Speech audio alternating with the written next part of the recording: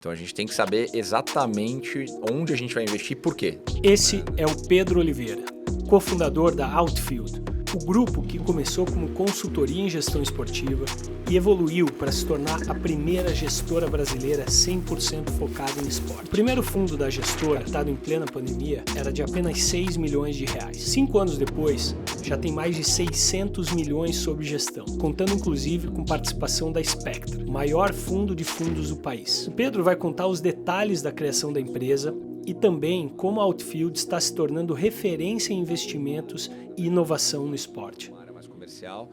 E eu sempre fui muito apaixonado por esporte. Então, quando o Brasil entrou na esteira dos grandes eventos ali com primeiro Pan-Americano, depois Copa das Confederações, Copa do Mundo, Olimpíada, principalmente na virada ali de 12 para 13, quando eu estava já com as 2 graduações, trabalhando ali nessa época na Vivo com planejamento comercial, eu comecei a ficar mais inquieto em relação a como eu poderia participar de tudo aquilo que estava acontecendo e queria entrar na indústria de alguma maneira. Então, de 2013, 2014, ali com Copa das Confederações e Copa do Mundo, eu comecei a frequentar vários eventos, a conhecer pessoas e aí na Copa do Mundo de 2014, eu acabei trabalhando para a Visa como um gerente de marketing da Visa nas sedes do sul do país. Então, trabalhei em Rio Grande do Sul, trabalhei em Porto Alegre, Curitiba. E aí, para um freela, para a Visa ali, por 1 mês e meio, tirei uma férias, mais um período de licença da Vivo para fazer isso. E aí, estando dentro do maior evento esportivo do mundo, o bichinho picou de vez, né? Falou, pô, quero realmente fazer isso da vida, quero encontrar uma forma de fazer a transição de uma indústria mais tradicional para o mercado esportivo. E aí, em paralelo a isso, eu sempre também tive o interesse, o sonho, a pretensão de morar nos Estados Unidos. E nesse momento, eu e minha esposa, na época era minha namorada, a gente decidiu que a gente ia mudar para os Estados Unidos em 2015. E eu comecei a fazer application para várias universidades que tinham cursos de sports management, né, de gestão esportiva, que me trouxessem a plataforma para eu conseguir fazer a transição do mercado tradicional para o mercado esportivo. E o meu plano A, né, na época, era permanecer nos Estados Unidos e trabalhar para alguma empresa, para algum time, para algum player do mercado americano. Né, mercado com muitos players de mídia lá também. Então, minha meta original era, vou mudar para Nova York, faço o mestrado em Sports Management, né, em gestão esportiva, e trabalho lá. Essa era a minha receita de bolo inicial. E acabei ficando lá por 7 anos, voltei para o Brasil em 2022. 7 anos. Mas no meio do caminho, e aí cruza com a nossa história na Outfield, né? O Lucas, que cofundou a empresa comigo, que é meu amigo de infância, estava lá nos Estados Unidos também, em Berkeley, fazendo mestrado em empreendedorismo. E sempre que me perguntam assim, falam, pô, mas qual foi uma das partes mais legais de ter feito, né, um mestrado, morar nos Estados Unidos e tal? Uma das partes mais legais é ter tido tempo livre para pensar em qual seria o próximo passo que a gente gostaria de dar nesse sentido. E aí, como 2 apaixonados por esporte, a gente começou a pensar, pô, estamos olhando para um movimento vindo de Copa das Confederações, Copa do Mundo, vai ter uma Olimpíada. O que a gente pode fazer para tentar empreender no esporte do Brasil e aproveitar esse momento para começar a transformar a indústria de verdade? Então, a gente até hoje não esconde de ninguém que o mercado americano é a nossa inspiração, é o que a gente usa como receita de bolo para, claro, fazer as adaptações necessárias e aplicar esses aprendizados aqui no Brasil. E aí, entre 2015 e 2016, no período que eu estava estudando, a gente começou a fazer alguns testes de metodologia. Falei, pô, se a gente for criar uma empresa, o que essa empresa vai fazer? A gente tinha o Lucas tem um background de consultoria de estratégia, eu com o background de M&A e planejamento estratégico comercial. A gente acabou caindo numa oferta de consultoria. Falei assim, pô, primeira inferência, né, do empreendedor, qual que é o nosso MVP aqui?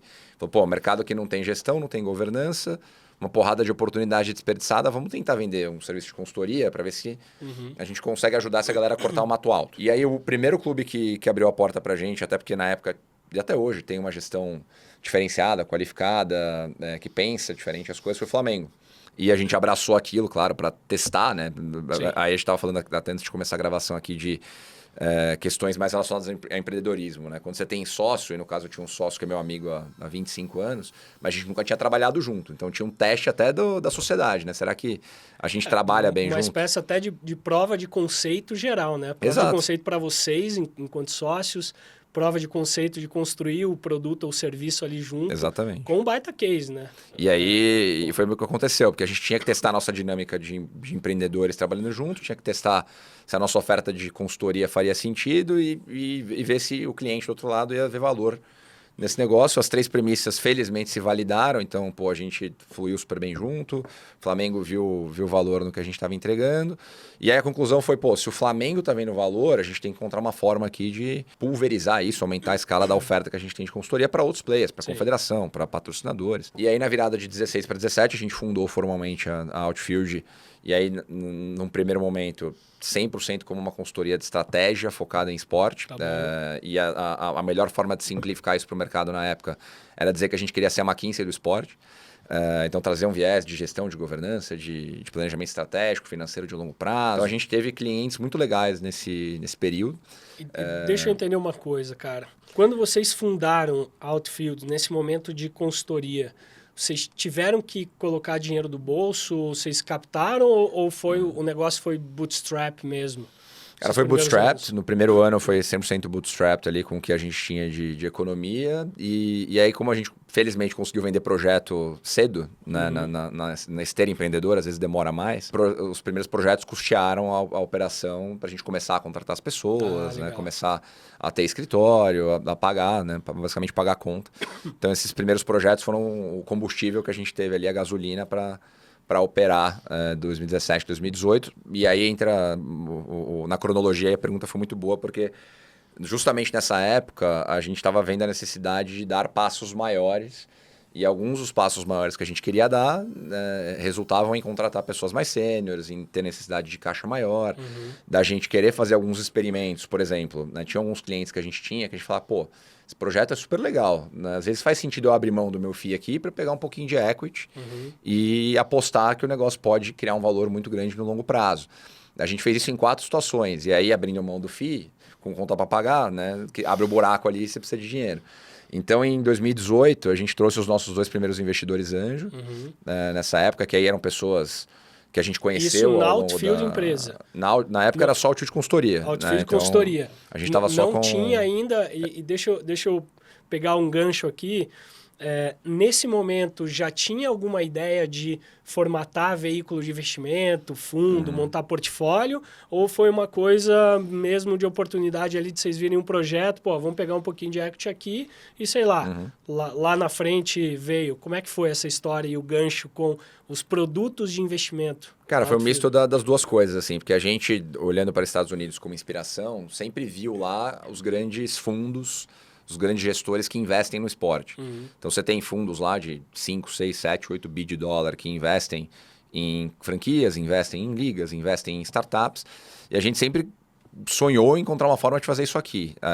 Mas a verdade nessa época é que o primeiro embrião foi, pô, vamos trocar, vamos abrir mão do FII de consultoria para ter a participação nas empresas, até para a gente entender se a gente sabe o que está fazendo, tirar o chapéu de consultor, botar o chapéu de investidor. Então, esse foi meio que um embrião para a gente começar a dar os primeiros passos nessa direção. Mas se eu te falar que a gente pensava em ser uma gestora, em ter 6 fundos com 200 milhões sob gestão, totalmente seria mentira, né? A gente estava muito longe de ter esse entendimento da oportunidade. E aí, então, entraram 2 investidores anjo, que você comentou. Aí a gente trouxe 2 investidores anjos. Modelo mútuo conversível, eles participam da gestão, participaram da gestão? Naquela época era muito passivo, né? Claro que ajudavam muito ali com mentorias, mas hoje um deles está mais no dia a dia com a gente, com horas atuando aí dentro de 2 das 3 empresas que a gente tem no grupo. Mas na época foi muito com essa premissa da gente ter a gasolina e ter a ajuda de caras que já tinham passado por questões e problemas e desafios parecidos com os nossos. Né? Um deles, por exemplo, é o Renato Mendes, que participou da fundação da Netshoes lá atrás. Foi CMO da Netshoes por 5 anos, depois fundou a Orgânica, que era uma outra consultoria focada em marketing digital. Então, um cara que tinha muito essa veia empreendedora e ajudou a gente, ajuda até hoje pra caramba em tudo que a gente fez e faz. E aí a gente chegou no final de 2019, já trocando muito com o Renato, que tinha mais essa veia de venture capital.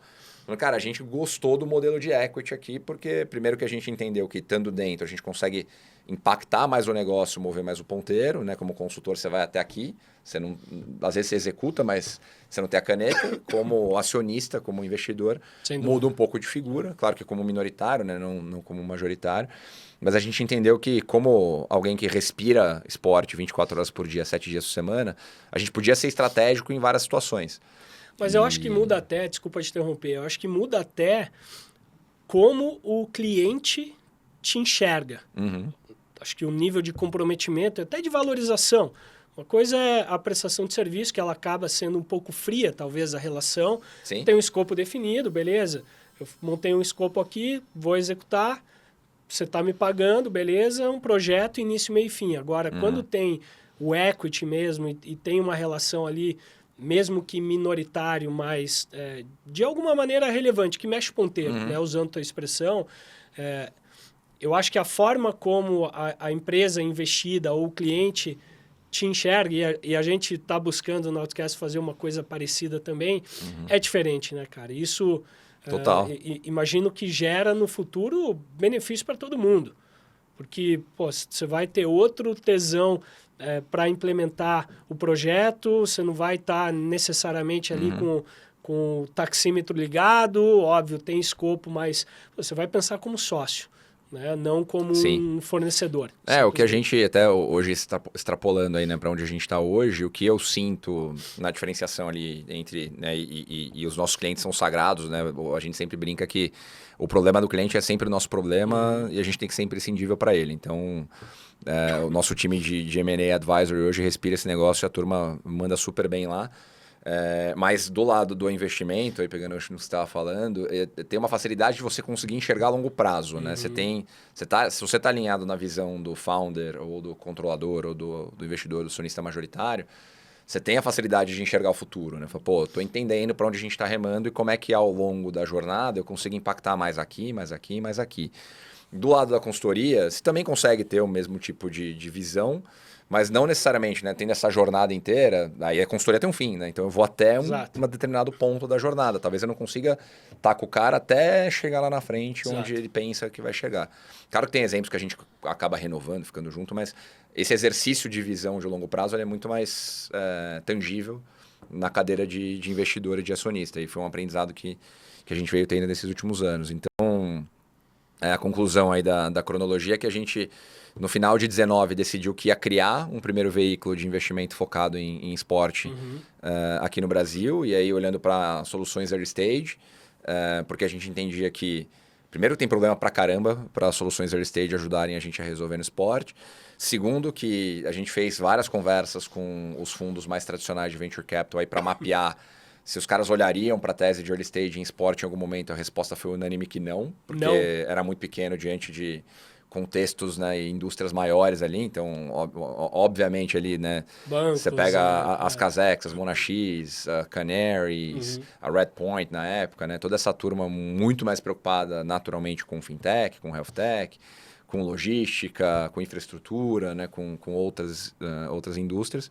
E o esporte, naquela época, ele ainda era o patinho feio da história. Hoje ele está muito mais bonito, né, a gente já chega lá, mas naquela época ainda era o patinho feio. Então, pô, investimento e esportes estão totalmente fora da casinha, né? Não tem a menor possibilidade nem olhava. De eu fazer isso, porque... E aí remete muito ao futebol, né? Porque é mal gerido, pouco profissional, escândalo de corrupção. Então, a gente teve muito esse desafio na época de qual que era a roupa que a gente ia dar para esse primeiro fundo. Qual que era a tese de investimento, né, e quanto que a gente ia captar para alocar em quais empresas. E a gente até fez o exercício às avessas. Então, assim, para a gente conseguir tangibilizar para o investidor que tivesse interessado em estar com a gente já precisava ter 2 empresas alinhadas em que a gente fosse investir. E a gente foi para o mercado, a gente já conhecia muita gente, né, nesses primeiros 4 anos de atuação. A gente fuçou muita coisa, conheceu muito empreendedor. E tinham 2 empresas das quais a gente já tinha gostado bastante. A gente falou, pô, vamos já deixar os termos mais ou menos alinhados do que seria um investimento com eles. E aí a gente usa as 2 como as âncoras ali do fundo. Então, a gente já criou o primeiro material de venda do fundo, de captação do fundo, falando, a partir do momento que a gente tem o fundo captado, esses vão ser os 2 primeiros investimentos, com base em A, B, C. A gente usou esses critérios aqui para avaliar. Até foi a primeira vez que a gente usou o Score Outfield, que é a ferramenta que a gente usa até hoje para avaliar startups antes de levar uma startup para debate em comitê. E aí a gente foi para o mercado captar no meio da pandemia, no meio do estouro da pandemia ali em julho de 2020, honestamente sem saber o que ia acontecer, né? O que a gente fez foi, vamos pegar aqui, né, comprometer já os investimentos com as 2 empresas que são a Cimesh e a Tomorrow, né? A Cimesh é um marketplace de produtos esportivos usados, na época era só usados, né? Hoje é usados e novos, e a Tomorrow é uma plataforma de gestão, uma plataforma de tecnologia para gestão de programa de sócio-torcedor, muito focada no futebol hoje ainda. A gente já deixou os term sheets alinhados com eles e falou assim, em último caso, se tudo der errado e a gente não conseguir captar, a gente paga essa conta como sócios da Outfield aqui. Sim. E a gente vai ser uma empresa de consultoria que tem participação em 2 empresas que a gente comprou com capital próprio ali. Então a gente tinha esse plano B, plano A era captar. Quanto vocês pretendiam levantar nesse primeiro fundo aí? Eram 6 milhões. 6 milhões de reais. Que a gente colocou como meta para investir em alguma coisa entre 4 e 7 empresas. Isso era 2020. Isso em julho de 2020 a gente lançou o fundo oficialmente. E aí a tese era investir cheques de 400 mil a 1 milhão, empresas que estivessem ali ou pre-seed ou seed, antes de chegar no Series A. As duas na época estavam entre um pre-seed e um seed, a Tomorrow e a Cimesh. Então a conclusão foi essa, assim, a gente tem 2 empresas que a gente gosta, que a gente entende que podem ser vencedoras, cada uma no seu quadrado. Vamos tentar captar os 6. Se não der os 6, a gente fica com as 2 aqui, gasta o nosso dinheiro aqui investindo nelas e tá tudo bem, estamos confortável com isso.